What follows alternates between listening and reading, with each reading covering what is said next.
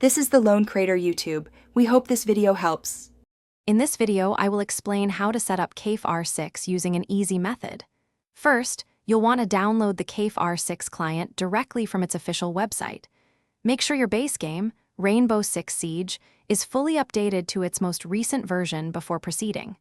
Once downloaded, extract all the files into a dedicated new folder on your computer. Finally, launch the Kafe R6 executable by right-clicking and selecting Run as Administrator for optimal performance. After launching the Kafe R6 client, open its Settings menu. It's crucial to confirm that the game path correctly points to your existing Rainbow Six Siege installation folder. Take a moment to customize your preferred graphical and control settings within the Kafe R6 launcher. This ensures a personalized experience.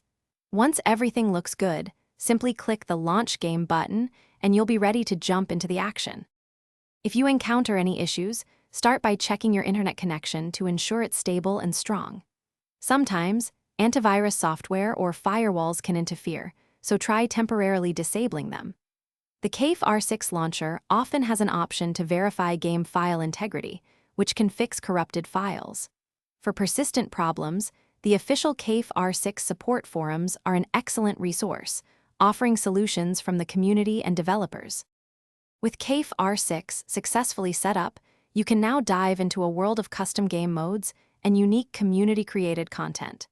Enjoy playing private matches with your friends, experiencing Rainbow Six Siege in entirely new ways.